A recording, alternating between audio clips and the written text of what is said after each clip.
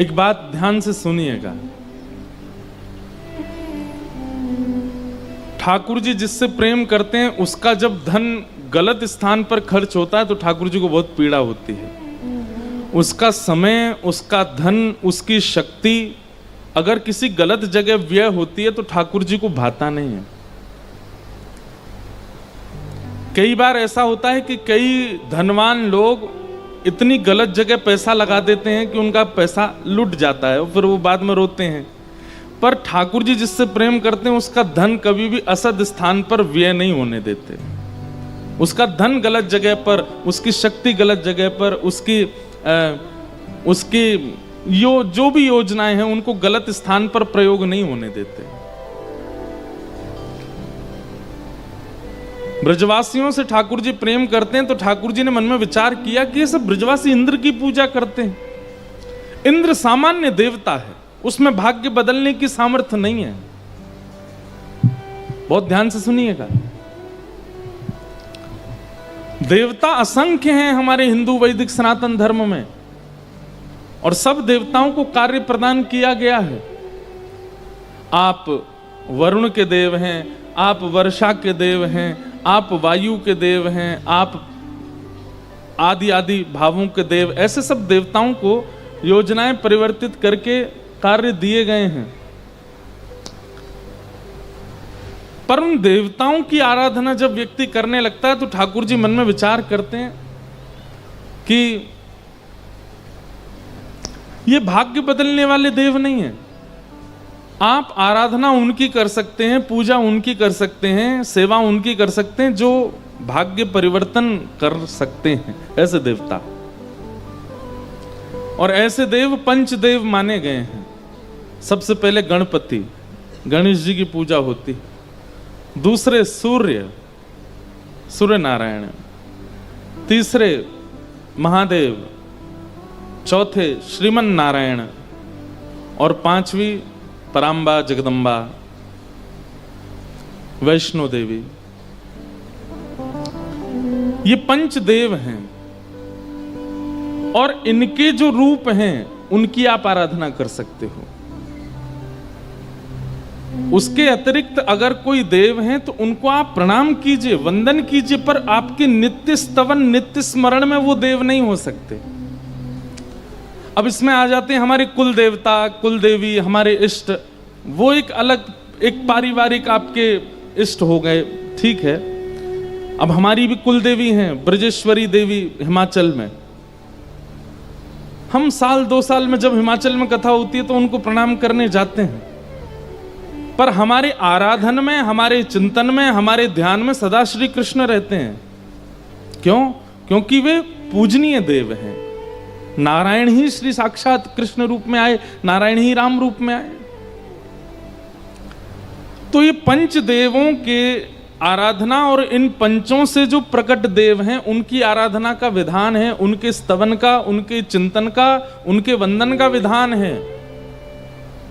पर कई ऐसे देव हैं जिनको केवल कार्य के लिए ठाकुर जी ने चुना है, पर लोग बाग उनकी भी पूजा आराधना और नित्य स्तवन करने लग जाते हैं। ठाकुर जी को मन में भाव आता है कि भाई तुम अपना समय भी व्यर्थ कर रहे हो, धन भी व्यर्थ कर रहे हो और लाभ तुमको कुछ होना नहीं है। इंद्र कौन है? इंद्र मेघ के राजा हैं।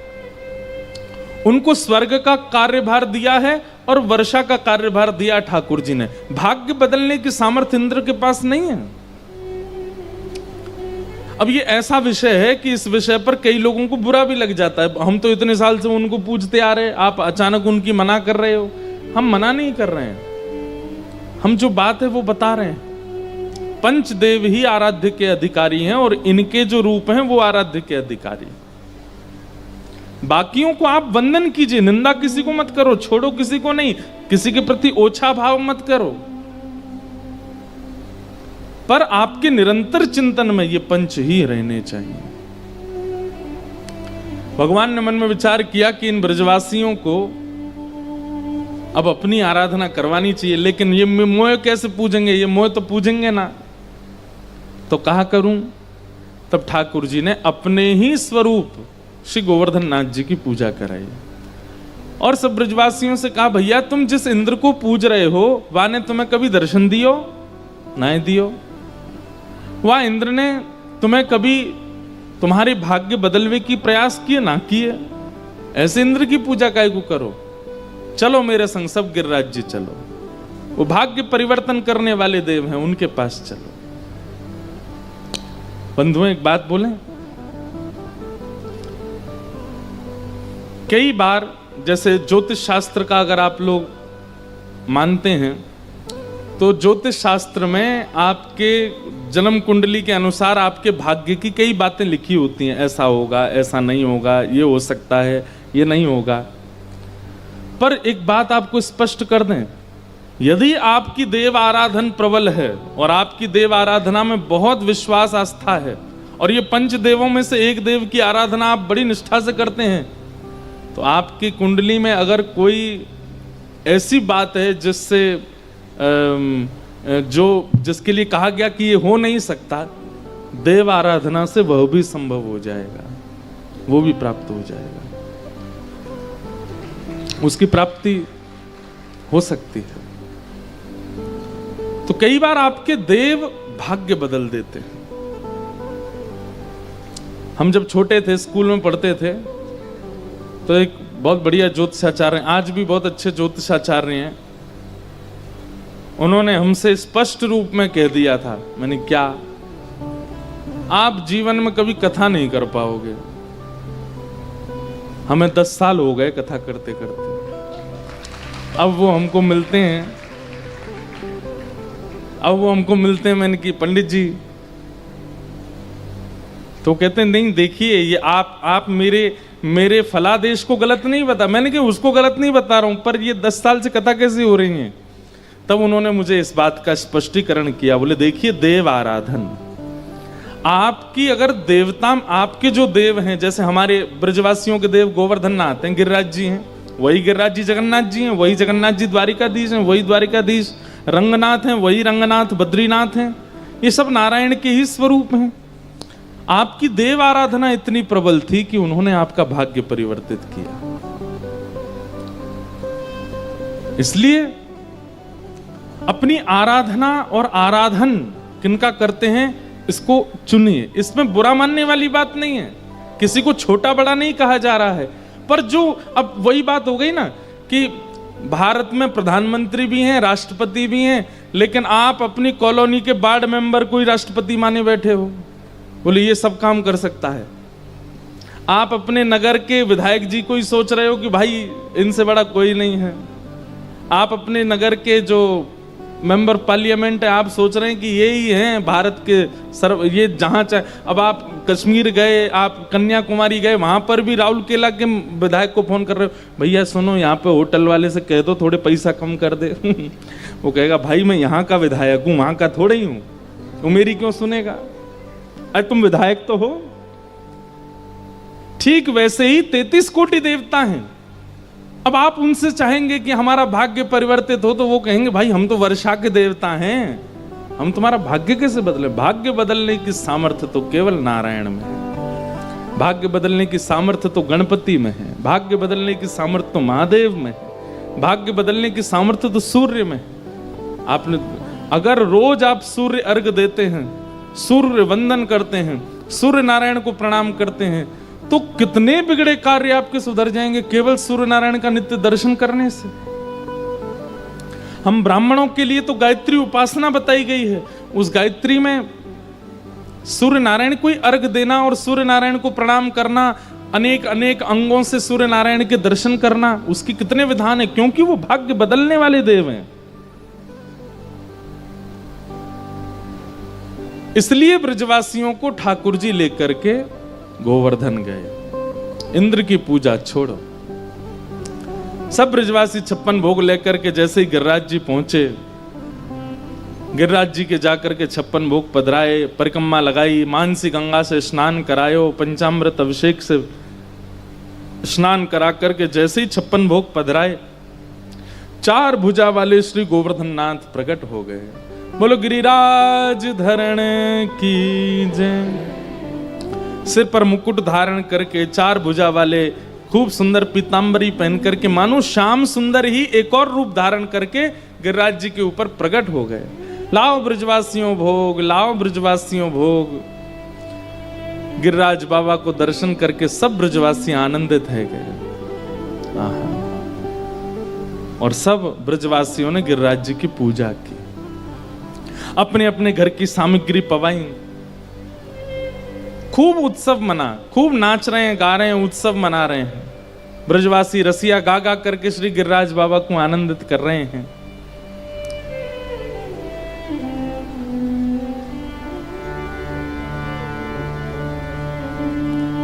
तभी इंद्र को पता चला कि मेरी पूजा ब्रजवासियों ने बंद कर दी है। अब देखो ये भी एक बात समझने की, अगर पंचदेव की आराधना आप करते हो और कहीं उनकी आराधना में आपसे चूक हो जाती है तो पंचदेव कभी नाराज नहीं होते। लेकिन पंचदेव से विलग देवी देवताओं की अगर आप आराधना करते हो और उनकी आराधना में आपसे इतनी भी चूक होती है तो उसका वो दंड बहुत जल्दी, वो फल नहीं देते। आप आराधना कितनी भी अच्छी करो वो फल जल्दी नहीं देते, लेकिन आप चूक कर दो तो दंड बहुत जल्दी देते। हमारा दिया नहीं जलाया, हमारे लिए यो नहीं किया, हमारे लिए यो नहीं, तुमने ये बोला था ये नहीं किया, आदि आदि सब बातें। पर पंचदेव नाराज नहीं होते। आप आराधन करो अच्छा है, नहीं करो तो उन पे इतना समय नहीं कि वो कोई अपनी स्तुति कराने के लिए नहीं बैठे हैं। उनमें और मानवों में अंतर क्या रहेगा? मानव का स्वभाव होता है कि मेरी सब जगह पूछ हो, मेरा सम्मान हो, मुझे माला पहनाओ, मेरी आरती करो, मुझे वंदन करो। ये तो मानवों का स्वभाव होता है, देवताओं का थोड़ी होता है ऐसा। आपकी माला चढ़ाने से वो प्रसन्न होते हैं? नहीं। आप आराधन करो तो अच्छा, नहीं करो तो वे नाराज नहीं होते हैं, वो रुष्ट नहीं होते हैं। और हमने आपको कई बार कथा बताया कि ठाकुर जी के रुष्ट होने का केवल एक कारण है, उनके भक्त का अपमान मत करो। बस आप उनकी आराधना मत करो, आप जगन्नाथ जी मत जाओ, आप महाप्रसाद मत पाओ, आप ध्वजा जी को वंदन मत करो, लेकिन जो कर रहा है उसको छेड़ो भी मत। उससे ठाकुर जी नाराज होते हैं। उसको क्यों रोक रहे हो? तुम नहीं करते तो चलो ठीक है, पर जो पंचदेव में नहीं है ऐसे देवी देवता, वो तो छोटी छोटी बात में नाराज हो जाते हैं। आपने ऐसा क्यों नहीं किया? इसीलिए इंद्र नाराज हो गया और इंद्र ने नाराज हो करके मेघमालाओं को आज्ञा कर दी, पूरे ब्रजमंडल पर इतनी वर्षा करो कि ये सारे ब्रजवासी डूब जाएं। अच्छा, सैकड़ों सालों से ये तुम्हारी आराधना कर रहे हैं और एक बार इन्होंने चूक कर दी तो तुम उनको नष्ट करने पर आ गए।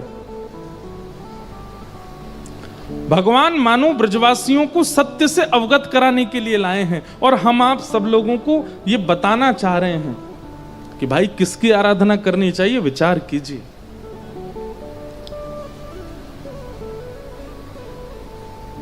बहुत देवी देवता हैं हमारे भारत में, ऐसे भी हैं जिनका वैदिक कोई स्वरूप नहीं है, वैदिक नाम नहीं है, वो भी पूजे जा रहे हैं।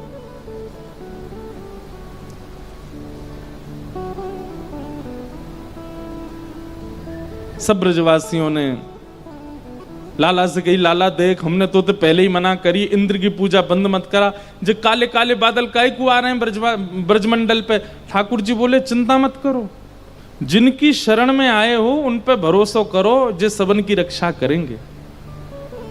हमारे सूरदास जी ने बड़े अच्छे अच्छे पद ठाकुर जी की गोवर्धन लीला के प्रस्तुत किए हैं। ठाकुर जी सब ब्रजवासी इनसे कह रहे हैं, जिनकी शरण में आए हो इन पे पूर्ण भरोसा रखो, जो सबन की सेवा करवाएंगे।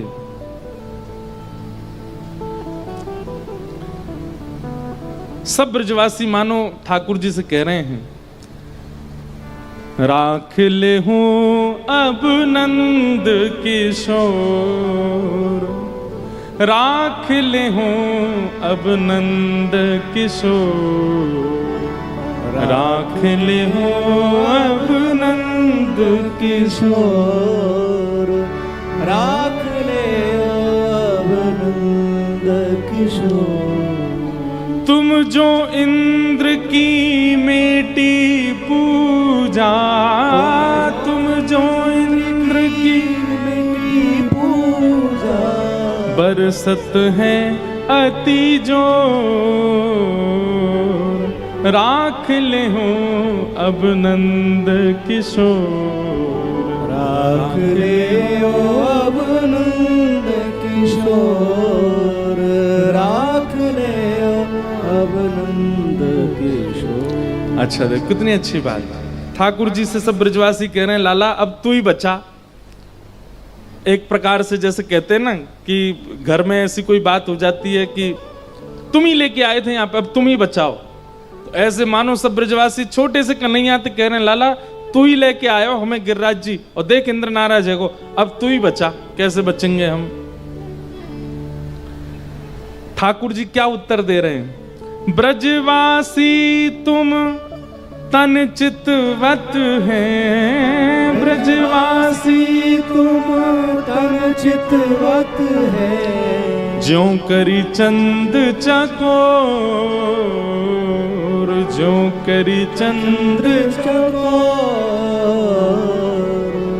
ठाकुर जी क्या कह रहे हैं, अरे ब्रजवासियों तुम सब्र चिंता मत करो। जैसे चकोर चंद्रमा को देखता है, चंद्रमा चकोर को देखती है, ऐसे ही तुम सबरे गिरिराज जी की तरफ देखो। गिरिराज जी की तरफ अपलक नेत्रन से अपनो सबरो तन समर्पित करके गिरिराज बाबा से प्रार्थना करो, जे तुम्हारी रक्षा करेंगे। आहा, सब ब्रजवासी कुछ तो बैठ गए और कुछ लोगों में विश्वास ही प्रकट नहीं हुआ तो भागने लगे, त्राही माम, अरे जा छोरा ने मरवा दिए, नेक्स्ट छोरा की बात मान करके इंद्र की पूजा बंद कर दी, अब तो ब्रज डूबे तो कोई ना रोकेगो, अब हम मर जाएंगे। लेकिन सब कई संख्या के ब्रजवासी एक साथ बैठ करके गिरिराज बाबा को प्रणाम करने लगे, अपना तन मन धन सब अर्पित करके गिरिराज बाबा से कह रहे हैं बाबा आप ही हमारी रक्षा करो। नेत्र बंद करके सब जैसे प्रणाम करने लगे, इतने में ही मधुमंगल ने हल्ला किया, अरे सब नेत्र खोल करके देखो जे कहां भयो। और जैसे ही नेत्र खोल करके देखा तो क्या पाया, 7 बरस के कन्हैया ने अपनी दोनों भुजान से एक तरफ से गिरिराज जी को अधर कर लियो और भीतर प्रवेश करके अपने बाम हस्त की कन्नी उंगली के नख पर 7 कोस लंबे चौड़े गिरिराज पर्वत को धारण कर लियो है। बोले गिरिराज धारण की। 7 बरस के ठाकुर जी ने 7 कोस लंबो, 7 कोस मतलब 21 किलोमीटर लंबा चौड़ा पर्वत अपने बाम हस्त की एकन्नी उंगली के नख पर धारण कर लिया। श्याम लियो गिरिराज उठाए, श्याम लियो गिरिराज उठाए, श्याम लियो गिरिराज उठाए, श्याम लियो गिरिराज उठाए। तब भी सब ब्रजवासी बेचैन हो रहे थे, उनको भरोसा नहीं हो रहा था कि लाला ने गिरिराज जी उठा लिए। कुछ अभी भी चिल्ला रहे थे, कुछ अभी भी भाग रहे थे। ठाकुर जी गिरिराज जी उठा करके सबको समझा रहे हैं, क्या कह रहे हैं, धीर धरो हर कहत सबिन सो, धीर धरो हरि कहत सबिन सो, गिरि गोवर्धन करत सहाय, गिरि गोवर्धन करत सहाय, श्याम लियो गिरिराज उठाए, श्याम लियो गिरिराज उठाए। काहे को व्याकुल भय दौड़त, काहे को व्याकुल भय दौड़त। एक प्रकार से बहुत ध्यान से सुनिए, जब मन विचलित होता है आप लोगों का संसार की क्रियाओं में, संसार के अपने जीवन की परिस्थितियों में, इस पद को गाया करो, अपने मन को सुनाया करो। ठाकुर जी जैसे ब्रजवासियों से कह रहे हैं, क्या, काहे को व्याकुल भय दौड़त, काहे को व्याकुल भय दौड़त, रक्षा करे गिरि गोवर राय, रक्षा करे गिरि गोवर राय। अरे तुम इतने व्याकुल होके क्यों भाग रहे हो दुनिया में, ये गिरिराज जी रक्षा करेंगे ना तुम्हारी, इनके भरोसे हो जाओ, इनको प्रणाम कर लो। आहा। सूरदास नारी नर ब्रज के, सूरदास नारी नर ब्रज के। जब ठाकुर जी ने गिरिराज जी उठा लिए, सब ब्रजवासी चारों तरफ से घेर करके खड़े हो गए, तब सब ब्रजवासी लाला के चरण पकड़ करके निवेदन कर रहे हैं, सूरदास नारी नर ब्रज के, सूरदास नारी ब्रज के। कहत धन्य तुम कुंवर कन्हाय, कहत धन्य तुम कुंवर कन्हाय। श्याम लियो गिरिराज उठाय, श्याम लियो। गिरिराज उठाय। ठाकुर जी ने गिरिराज जी उठा लिए। सब ब्रजवासी दौड़ करके भीतर आ गए, लेकिन गिरिराज जी, ये तो सामान्य सी बात है कि किसी भारी वस्तु के बीच में कुछ रख दोगे तो वो भारी वस्तु कभी इधर डोलेगी, कभी इधर डोलेगी। अब गिरिराज जी कभी इतकू जामे, कभी इतकू जाम, बीच में ठाकुर जी खड़े। अब जहां की तरफ गिरिराज जी नीचे आमे, वहां के ब्रजवासी सबरे चिल्ला में, अरे लाला बचाइयो बचाइयो बचाइयो। सब ब्रजवासी के लाला किस बचाएगो, वो बचावे को यहाँ आवेगो तो पल्लंग को गिरिराज जी डूब जाएंगे। तो अपनी अपनी छड़ी लेकर के सब ब्रजवासी गिरिराज जी को ऊपर करवे को प्रयास करें, और यही भाव से दूर दूर तक सब ब्रजवासी अपनी अपनी छड़ी लगा करके खड़े हैं। ठाकुर जी से कह रहे हैं, लाला अब गिरिराज जी टिक गए, हमने अपनी अपनी छड़ी लगा ली है ऊपर, गिरिराज जी नीचे जमीन पे बिल्कुल कठोर अपनी छड़ी लगा के दी है हमने। अब जे गिरिराज बाबा नीचे नहीं आएगा, तू अपनी उंगली हटा ले। ठाकुर जी बोले, ये कोई पेड़ ना है, ये कोई पत्ता ना है, ये कोई झोंपड़ी की झाड़ फूस ना है, पर्वत है पर्वत। छड़ी इन पे ना टिकेगो, और 21 किलोमीटर लंबा चौड़ा पर्वत, तुम जानो ना हो या में कितनो भारी वजन है जो छड़ी इन पे ना टिक पावेगो। ब्रजवासी बोले, तो तू यूं कहना चाह रहा है कि तेरी नेक्सी से उंगली पर टिक रहा है जी? ठाकुर जी बोले, और नहीं तो कहा, मेरी उंगली पे ही तो टिक रहे हैं जी। ब्रजवासी एक दूसरे को मुंह देख करके बोले, देखो या की बात तो सुनो, यूं कह रहा हो हमारी छड़ी इन पर ना टिक रहे, या कि उंगली पर टिक रहे हैं जी गिरिराज जी। ठाकुर जी बोले, हम बे जी मेरी उंगली पे ही टिक रहे हैं। लाला तू हमारी बात मान, चल बहुत है गई तेरी बात, अब ज्यादा बने मत हमारे आगे, अपनी उंगली हटा ले, हमने छड़ी लगा ली है। ठाकुर जी बोले, देख ले संभाल लियो भैया। बोले, तू चिंता मत कर, तू उंगली हटा अपनी। और सब ब्रजवासी कस करके खड़े है गए, बोले तू हटा ले अपनी उंगली। जैसे ही ठाकुर जी ने नेक उंगली नीचे करी, महाराज विशाल पर्वत गड़गड़ करके नीचे आने लगा, चट चट चट चट चट, दूर दूर तक सबकी छड़ियां टूटने लगी। ब्रजवासी सब चिल्लाए, लाला संभाल संभाल संभाल। नन्हे से कन्हैया फिर से ऐसे खड़े है गए, और गिरिराज जी वहीं स्थिर हो गए।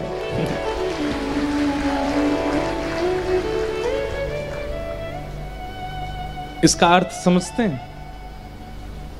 कई बार हमारे जीवन में संकट आता है तो हम महाप्रभु जी से प्रार्थना करते हैं, हे महाप्रभु कुछ रक्षा करो। प्रार्थना करते हैं तो प्रार्थना के बाद में रक्षा होती हुई दिखाई देती है। ऐसा अनुभव होने लगता है कि अब सब ठीक हो रहा है, और जैसे ही थोड़ा थोड़ा ठीक होने लगता है ना, तो हम क्या कहते हैं, महाप्रभु जी ने थोड़ी हमने ही किया है, ये हमारे फूफा जी को हमने फोन करके काम करवाया, हमने अपने जीजा जी से कह करके करवाया, हमारे पिताजी ने ये बात कही थी। हम उस समय ये भूल जाते हैं कि ठाकुर जी से प्रार्थना की थी हमने। ठाकुर जी कहते हैं, तो भैया चल तू ही संभाल, मैं अपनी उंगली हटा रहा हूं। और जैसे ही ठाकुर जी नेक उंगली नीचे करें, तो ये फूफा जी रूपी, चाचा रूपी, जीजा जी रूपी, पिताजी रूपी जितनी छड़ियां होती सब चट्टे चट्टे टूटने लगती हैं। और फिर हम प्रार्थना करते हैं, लाला संभाल संभाल संभाल। तब ठाकुर जी एक बार कहते तो नहीं नहीं तुम ही संभालो, तब हम कहते नहीं नहीं नाथ आप संभालो। ठाकुर जी फिर खड़े हो जाते हैं। तो जीवन में आए संकट में पहली बार ठाकुर जी रक्षा करते हैं, पर हमको समझ नहीं आती। फिर दोबारा जब संकट आता है, फिर रक्षा जब ठाकुर जी करते हैं, तब हमारा समर्पण होता है। नहीं नहीं सब तो बहाना है, ठाकुर जी नहीं करवाया ये काम, ठाकुर जी पे ही विश्वास होता है। समझ में आई बात?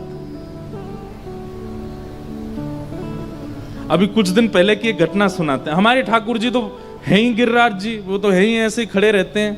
गिरधर लाल इतना खेलते हैं, हम ही जानते हैं कि वो क्या क्या लीला करते हैं हमारे साथ। कुछ दिन पहले हमारी कथा थी दिल्ली में, और दिल्ली कथा पूरी करके हमको जाना था अफ्रीका। तो सब साथ में हमारे सब गंधर्वजन, हमारे ब्राह्मण देवता जो बिल्कुल मन लगा के पाठ करते हैं, सब जा रहे थे अफ्रीका। सबके पासपोर्ट जमा हो गए। अब 2 जगह नायरोबी जाना था, फिर वहां से साउथ अफ्रीका जाना। तो नायरोबी का वीजा तो आ गया, पर साउथ अफ्रीका के वीजा के लिए पासपोर्ट गए एम्बेसी। तो अब जिसके द्वारा हमने पासपोर्ट भिजवाया वो बोले कल आ जाएगा, परसों। अरे मैंने कि भैया कल तो हमारी कथा पूरी हो जाएगी, परसों हमको निकलना है। बोले नहीं कल तो आ ही जाएगा। और कल था शनिवार, शनिवार को होती है एम्बेसी बंद, तो फ्राइडे को नहीं आया। शनिवार को खूब प्रयास किए लेकिन पासपोर्ट नहीं निकला। अब हुआ तो बहुत कुछ था, सब नहीं बताएंगे। तो फिर अब ये हुआ कि वहाँ हमने फ़ोन किया कि भैया हम 2 दिन विलंब से आएंगे। तो रविवार से मतलब संडे से नायरोबी में कथा थी, और वहाँ 3 ही दिन की कथा थी, संडे मंडे ट्यूसडे। मैंने कहा मैं मंडे को रात में पहुंचूंगा, ट्यूसडे से कथा करूंगा। बोले महाराज जी 2-2.5 हज़ार लोगों ने यहाँ पर अपना रजिस्ट्रेशन करवाया है, हम लोग तो किस किस को उत्तर देंगे, हम तो जानते भी नहीं है। ऐसे ऐसे सब लोग वो करने लगे। हमने लाल जी से प्रार्थना की, मैं लाल जी नहीं जाना है तो आप बताइए, पर जाना है तो फिर इतनी योजना व्यवस्था क्यों करवा दी वहां पे। अब ये पासपोर्ट फंस गया एम्बेसी में। शनिवार को प्रधानमंत्री जी के अलावा कोई और पासपोर्ट निकलवा नहीं सकता एम्बेसी में से। फिर भी हमने बड़े हाथ पैर मारे, किसी मंत्री को फोन करो, किसी को, हमने भी किए फोन। लेकिन पहली प्रार्थना लाल जी से करी, लाल जी आपको अगर जाना है तो आज रात्रि तक इसको व्यवस्थित करवा दीजिए। अच्छा बात ऐसी हो गई कि रात में 10 बजे का हवाई जहाज है और हम 6 बजे तो कमरे में बैठे हैं, आप पासपोर्ट ही नहीं आया है। मंत्री संतरी सबको फोन कर दिए। अब कहां तक कहें, प्रधानमंत्री जी के अति सन्निकट वाले व्यक्ति को भी फोन कर दिया मैंने कि भाई तुम ही निकलवाओ। अब वो बोले कि आप देश की किसी कार्य से जा रहे होते तो प्रधानमंत्री आवास से फोन भी हो जाता। अब आप अपनी कथा के लिए जा रहे हो, ऐसे इस काम के लिए कोई कैसे फोन करे।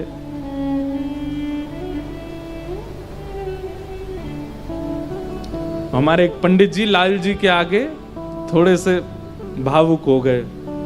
बोले कि हे लाल जी आपकी नाक कट जाएगी अगर नहीं पहुंचे तो। 2-2.5 हज़ार लोग आप पर और आपके व्यास जी दोनों पर संशय करेंगे, ऐसा मत करो, पासपोर्ट निकलवा दो। शनिवार और शाम के 6, मतलब शनिवार को अगर एम्बेसी खुलती भी है तो हाफ डे 12 बजे बंद हो जाती है। और विदेशी एम्बेसियों में ऐसा होता है शनिवार रविवार पर ये किसी की नहीं सुनते। शाम को 6 बजे एम्बेसी से फोन आता है वहां के एम्बेसडर का, 6:30-7 बजे। बाकी के सब लोग जो थे ये लोग एयरपोर्ट निकल चुके थे। मैं मतलब बारात चली गई है, दुल्हा नहीं गया अभी तक। कथा तो हमको ही करनी है, और ये सब लोग एयरपोर्ट के लिए गाड़ियों में बैठ रहे थे।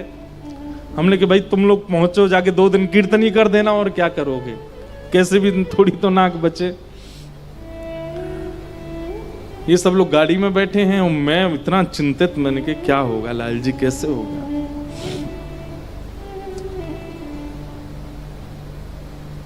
6:30-7 बजे एम्बेसडर का फोन आता है एम्बेसी के, और वो बोलता है कि आपके पास 15 मिनट हैं, 15 मिनट में साउथ अफ्रीकन एम्बेसी आइए, अपना पासपोर्ट लेके जाइए यहाँ से।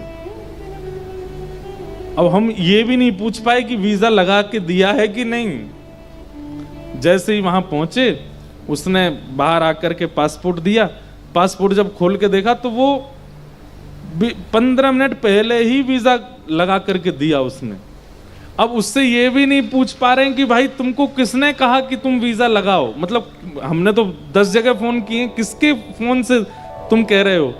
तो हमने अपने साथ में एक भैया थे, उनको कहा, मैंने कि देख भाई पासपोर्ट तो आ गया, वीजा भी आ गया, हम जा रहे हैं अफ्रीका, लेकिन मैंने कहा अभी तुम किसी का भी फोन आवे ना, जितनों को फोन किया है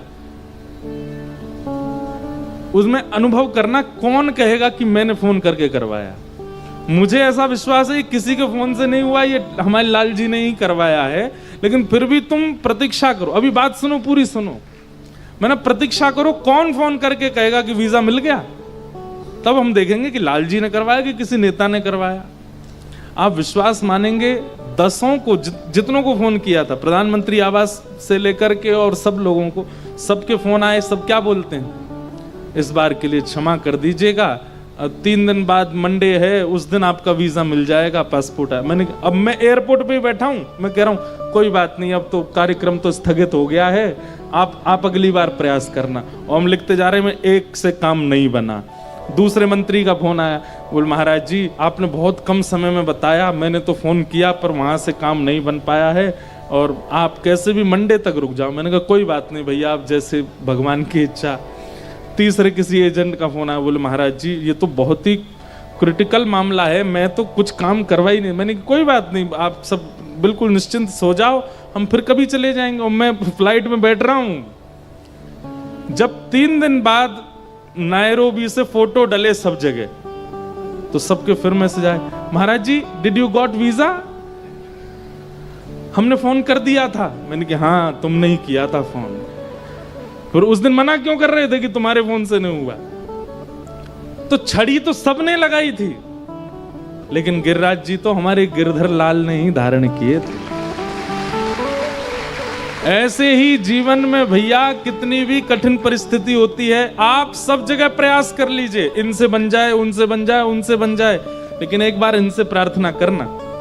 और जब काम बन रहा हो ना, तो बाकियों को तो झूठ झूठ में धन्यवाद कहना, अरे भैया तुम नहीं होते तो हम तो फंस गए होते, लेकिन वास्तविक हृदय से इन्हीं को ही कहना, बोले आपने ही रक्षा की और किसी के बस की नहीं थी। यही करते हैं और किसी के बस में नहीं। और नहीं तो एक बार करके देख लो, ठाकुर जी से मत कहना, बाकी सबसे कह के देख लेना, आपका काम नहीं निकल पाएगा, और निकलेगा भी तो वो सार्थक नहीं होगा। ठाकुर जी, ये गिरिराज धरण लीला से, लीला का ये संकेत है। हम अपना प्रयास करें, पर अपने प्रयास के बाद भी जब रक्षा हो जाए तो यही माने कि ठाकुर जी ने कृपा की, हमारा बल नहीं था, हम में योग्यता नहीं थी इतनी कि हम संभाल सकते।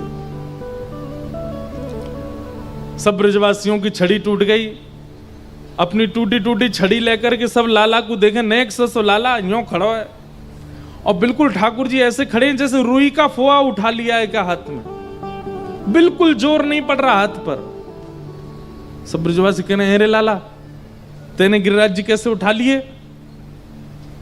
ठाकुर जी बोले, हम तो बचपन से ही कहते आए हैं, हम जय जय हैं, हम ही गिरिराज जी उठामे, हम ही पूतना मारे, हम ही अघासुर मारे, बकासुर मारे, धनुकासुर मारे, केसी राक्षस मारे, कालिया नाग को मारे, आज गिरिराज जी उठा लियो, हम जय जय हैं। ब्रजवासी बोले, दोबारा बोलियो लाला, दोबारा एक बार और बोलियो, कहा है तू। ठाकुर जी बोले, हम जय जय हैं। ऐसा हो ज्यादा बात मत बनावे, जय जय। ये पूतना तेने ना मारी, कालियानाग तेने ना मारो, अघासुर बकासुर तेने ना मारे। ठाकुर जी बोले, तो फिर कैसे मर गए जे सबरे। ये बातें कब हो रही हैं, जब ठाकुर जी गिरिराज जी धारण करके खड़े हैं। कभी कभी मुझे ये प्रसंग कहते कहते जो दृश्य दिखता है, उसमें ऐसा लगता है इतनी कठिन परिस्थिति में ये वार्ता चल रही है, इसका मतलब क्या है कि ब्रजवासी सीधे कितने हैं, भोले कितने हैं। वो अब भी ये लड़ने के लिए बैठे हैं ठाकुर जी से कि तू भगवान नहीं है, तू जय जय ना है, तू परमात्मा मत बने कर हमारे आगे, तू तो हमारो लाला है। ब्रजवासी बोले, ब्रज में आवे के काजे बहुत पुण्य की आवश्यकता है, और ये ब्रजवासी, ये सबरे राक्षस बिना पुण्य किए ब्रजमंडल आ गए। या हमारे ब्रज में आते ही इनके पुण्य क्षीण है गए और इन सब की मृत्यु हो गई, लेकिन संभवतः जैसी मृत्यु हुई वास्तव में तू उनके सामने आ गए हो, मरे मरायन पे हाथ धर के यूं कह दे मैंने मारे। ठाकुर जी बोले धन्य है आप लोग, मुझे परमात्मा न सिद्ध करने के लिए कुछ भी बोल सकते हो आप, परंतु भैया ये प्रेम है, प्रेम में प्रभुता स्वीकार नहीं होती। आप किसी से प्रेम किस लिए करते हैं? क्योंकि वो बहुत धनवान है, आप उसकी प्रभुता से रीझ रहे हो तो वो प्रेम नहीं, आसक्ति है। आप किसी से प्रेम क्यों करते हैं? क्योंकि वो बहुत सुंदर है तो वो आसक्ति है, वो प्रेम नहीं है। आप किसी से प्रेम क्यों करते हैं? वो बहुत बुद्धिमान है, ये आसक्ति है, ये प्रेम नहीं है। प्रेम में तो वो जैसा है उसकी प्रभुता और भूल और जाते हैं हम लोग, इसमें श्रेष्ठता क्या? उसको भुला करके जो उसके प्रति प्रेम भाव होता उसको प्रेम कहते हैं। मां अपने पुत्र से इसलिए प्रेम नहीं करती क्योंकि वो लाख रुपया कमा करके देता है। अरे वो घर में कुछ ना भी करे, पड़ा रहे पूरे दिन सोफा पर, तो भी मां प्रेम करती है उसको। तो भी अब आप कहोगे कई बालक हो सकता है कहें, क्योंकि कई आते हैं मेरे पास, नहीं हमारे माताजी पिताजी हमसे प्रेम नहीं करते, आप जो कथा में कहते हैं वो असत्य है, माता पिता भी ऐसे नहीं होते, वो भी देखते हैं बालक काम करने वाला होता तो ही उसको प्रेम करते हैं। अरे भैया तुम कैसी बात कर रहे हो? तुम कुछ नहीं करते तो उस पर उनका क्रोध आता है कि भाई तुम दुनिया में आए हो, संसार में आए हो, जिम्मेवारियां संभालो, कल को हम चले जाएंगे कैसे जियोगे? इसलिए वो लोग थोड़े से रुष्ट होते हैं, नहीं तो कितने भी रुष्ट होते हो फिर भी पूछती तो है मां, बेटा भोजन कर ले, तूने 2 दिन से कुछ नहीं खाया, कुछ खा ले। आपको जरा सा तेज बुखार हो जाए तो मां सो नहीं पाती रात में, भले ही आप बिल्कुल कुछ नहीं करते, घर पे बैठे रहते हो। मां का प्रेम अपने पुत्र के प्रति प्रभुता से नहीं होता, वो कुछ है इसलिए प्रेम नहीं करती, वो उसका है इसलिए प्रेम करती है। और यही प्रेम उत्तम है, जहां पर आप सामने वाले की योग्यताओं को भूल करके प्रेम करते हो। भैया कई नेता लोग अच्छे नहीं होते, लेकिन फिर भी आपका उनके प्रति प्रेम स्वार्थ का होता है कि हमारा काम बनेगा। वही स्वार्थ का प्रेम यदि ठाकुर जी से करते हो क्योंकि इनसे काम बनेगा, तो ठाकुर जी को बहुत बुरा लगता है, बोले हम स्वार्थ से मिले हो हमसे, हम स्वार्थ के कारण हमारे पास आ रहे हो। ठाकुर जी को ब्रजवासी इतने प्रिय क्यों हैं? क्योंकि ब्रजवासी ठाकुर जी की अद्भुत अद्भुत लीलाओं को करने के बाद भी ये स्वीकार नहीं करते कि ये परमात्मा है। वे कहते हैं ये तो हमारा लाला है, जी तो नंद जी को छोरा है, जी कछु ना जाने। अद्भुत प्रसंग।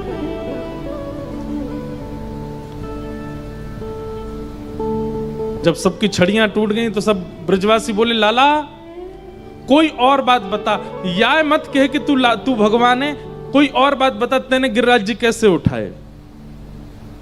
तब ठाकुर जी कह रहे हैं कछु माखन को बल बढ़ो, कछु गोपन करी सहाय, श्री राधे जू की कृपा सो मैंने गिरिवर लियो, कछु माखन को बल बढ़ो।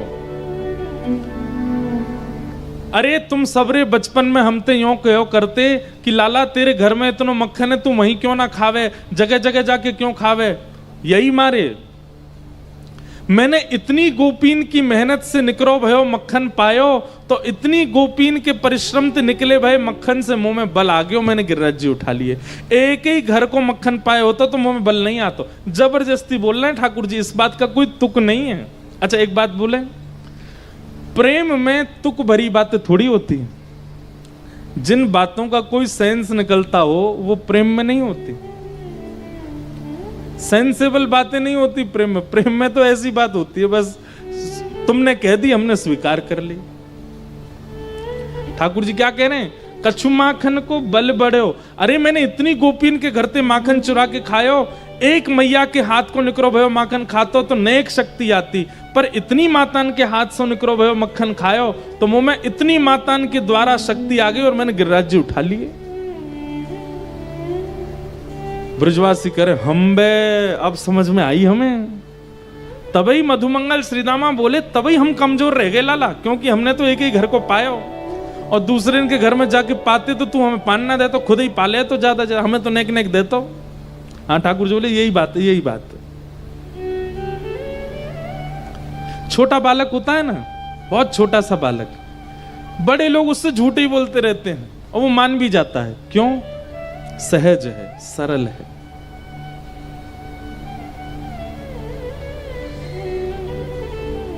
कितनी भारी चोट लग जाती है कई बार बच्चों को। बड़ों को पता रहता है कि बड़ी भयानक चोट लगी है, इसके यहां से रक्त निकल रहा है, लेकिन उसका माथा दबा करके बच्चे से कुछ नहीं हुआ, कुछ नहीं हुआ, अरे चेंटी काट गई, चेंटी काट गई। वो चेंटी काट गई सुनकर के पीड़ा भी भूल जाता है, हंसने लगता है। कितनी बार देखा गया। क्यों? सहज है, सरल है, अबोध है। और जैसे वो ज्ञानी हो जाता है, अपने आप देख लेता है, और जब उसको पता चलती है कि नहीं पीड़ा अधिक है, फिर उसको कहो चेंटी काट गई, तब नहीं मानेगा, तब शांत नहीं होता। ब्रजवासी कैसे? अबोध हैं, सीधे हैं, सरल हैं। ठाकुर जी कह रहे हैं इतनी गोपिन के घर को मक्खन खायो, वहां से मुंह में बल आयो, मैंने गिरिराज जी उठा लिए। ब्रजवासी बोले हम बे, और इससे केवल स्वीकारीकरण नहीं, मान बढ़ा दिया गोपियों का। गोपी बोली हमारे हाथ को मक्खन खावे ते बलायो लाला में, हमारे घर के मक्खन खावे ते बलायो लाला में। सब गोपियों का मान बढ़ा दिया ठाकुर जी ने। इन जैसे यही हैं और कोई नहीं हो सकता। और दूसरी बात क्या कह रहे हैं? कछु गोपन करी सहाय। केवल गोपियों का मान बढ़ा दें तो फिर सब पुरुष कहेंगे हमने तो कुछ किया नहीं। तो ठाकुर जी कह रहे हैं आप सब गोपन ने भी मेरी बड़ी सहायता करी। सब गोप बोले लाला हमने छड़ी तो लगाई पर छड़ी टूट गई, हम तो तेरी सहायता कर नहीं पाए। ठाकुर जी बोले नहीं नहीं नहीं, छड़ी वाली सहायता नहीं। तो बोले जब मैंने गिरिराज जी उठा लिए तो गोपीन के मक्खन के बल से तो मैंने गिरिराज जी उठाए, और फिर वाक्य बाद आप सब मेरी उंगली की तरफ, भुजा की तरफ टकटकी लगा के देख रहे कि इतनी शक्ति आ कि भुजा में कैसे आई। तो जब अपलक नेत्रन से आप सब मेरी भुजा की ओर देख रहे तो आप सबन के अंदर की शक्ति निकल के मेरी भुजा में आ गई, मैंने गिरिराज जी उठा लिए। अब देखो इस बात में भी कोई तुक नहीं है, इस बात में भी कोई सेंसेबल बात नहीं है ये। लेकिन ब्रजवासी कह रहे हैं अरे हम बे, तभी तो आजकल कमजोरी आ गई है हमें, तभी हमें लग रहा है कि आजकल हम कमजोर है गए। नेक चलें थक जाएं, हाँ, सांस चल जाए जोड़ते, अब पता चली कि हमारी शक्ति तो है भुजा में चली गई है। ब्रजवासी कह रहे भैया देख हमारे लाला में, हमारो लाला जय जय ना आए, अब सही पता चली जे सब हमारी शक्ति या की भुजा में आ गई, बातें उठाए यानी गिरिराज जी। अरे लाला भैया तो हमें ऐसी देख, अरे 56 बुक खोलो, और खोल करके 56 बुक पाने लगे। ठाकुर जी को नहीं पवा रहे, खुद पा रहे हैं। नंद बाबा बोले तुम्हें शर्म नहीं आ रही? लाला बेचारो उंगली पे गिरिराज जी धारण कर, तुम सबरे पा रहे हो। बाबा हम पामेंगे, हम में शक्ति बनेगी और फिर हम लाला देख लेंगे तो हमारी शक्ति लाला में चली जाएगी। पढ़े लिखे लोग इन बातों पर पता क्या कहेंगे? बताओ ये भी कथा हो रही है, कुछ भी बोल रहे हैं, पर प्रेम में ऐसी ही बातें होती हैं और प्रेम में स्वीकार होता है। भाई छोटे से बालक को गोद में लेकर के पिताजी ये थोड़ी कहते हैं बेटा तुझे अकाउंट्स पढ़नी है, फिजिक्स के तेरे को सारे फॉर्मूला याद करने हैं, और बायोलॉजी ऐसी होती है, मैथमेटिक्स में 2 + 2 4 होता है ऐसा। अरे बच्चे से तो ऐसी बेतुकी बातें की जाती हैं क्योंकि वो बालक है, क्योंकि वो अबोध है, क्योंकि अब सब अच्छा बोलना जानते हैं, लेकिन जैसे छोटा सा बाल अले ले ले ले, जो तो तोता था बाल है, अते तुम आधे तुतलाते क्यों भाई? जहां अतिशय प्रेम और अतिशय सीधापन होता है ना, वहां पर आप अपनी अब वहां उससे संस्कृत में बात करोगे, आप उससे सामान्य बात ही बोलते हो, क्योंकि वो सहज है, क्योंकि वो सरल है, क्योंकि वो सीधा है। ऐसे ही सब ब्रजवासी। और ठाकुर जी उनके सामने प्रभु बन करके नहीं रहते हैं, ठाकुर जी उनके सामने ऐसी सहजी, अरे भैया तुम सबरे इनकी शक्ति आ गई, मैंने गिरिराज जी उठा लिए। और ब्रजवासी मान भी गए, बोले हम बे तभी कमजोरी आई है हमें। और अंतिम बात ठाकुर जी कहते हैं श्री राधे जू की कृपा सो मैंने गिरिवर लियो। किसी ने पूछा, बोले किशोरी जी ने क्या कृपा की? किशोरी जी की ऐसी कौन सी कृपा भई जैसे ठाकुर जी ने गिरिराज जी उठा लिए? इसका उत्तर आपके जगन्नाथपुरी को, श्री जगन्नाथ महाप्रभु को प्रसन्न करने वाले श्री जयदेव महाप्रभु देते हैं कि ठाकुर जी ने गिरिराज जी कैसे उठाए, किशोरी जी की कौन सी कृपा हुई ठाकुर जी पे। तब जयदेव महाप्रभु गाते हैं, अभिनव जलधार सुंदर धृत मंदर धृत मंदर श्री मुख चंद्र चकोर जय जय देव हरे। श्री मुख चंद्र चकोर जय जय देव हरे। गाओ मेरे साथ, अभिनव जलधार सुंदर। जयदेव महाप्रभु कह रहे हैं अभिनव जल, अभिनव जल माने गहरा जल। गहरा जल जो होता है ना वो सुंदर ही लगता है। और श्री कृष्ण का कांति, श्री कृष्ण का वर्ण कैसा है? बोले अभिनव जल के समान, गहरे जल के समान है श्री कृष्ण। और वो श्री कृष्ण क्या कर रहे हैं? बोले धृत मंदर है, अपनी इकन्नी उंगली पर एक मंदर यानी कि पर्वत को धारण कर रहे हैं। हे अभिनव जलधार सुंदर धृत मंदर धृत मंदर श्रीमुख चंद्र चकोर हरे।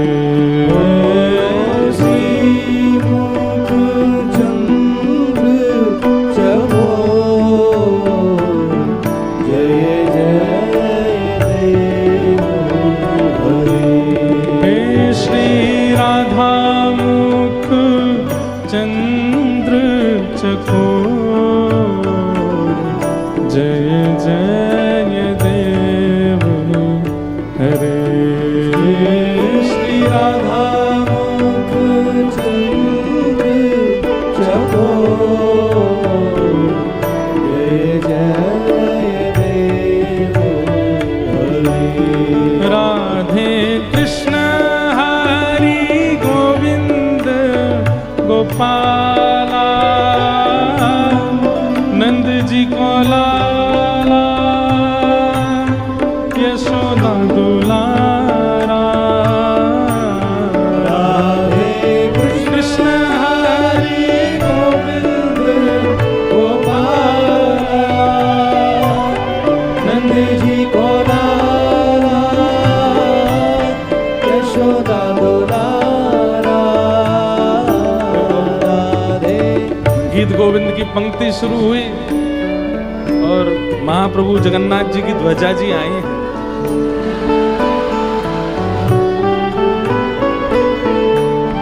राधे कृष्ण हरि गोविंद गोपाला नंद जी को लाला यशोदा दुलारा। राधे कृष्ण हरि गोविंद गोपाला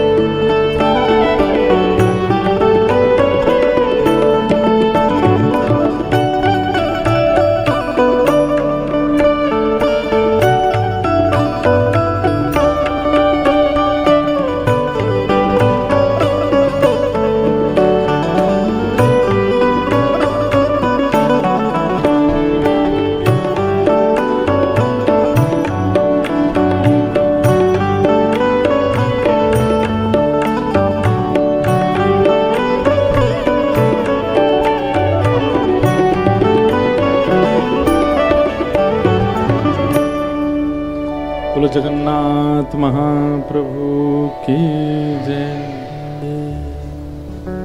बड़ी कृपा हुई आज महाप्रभु जगन्नाथ जी के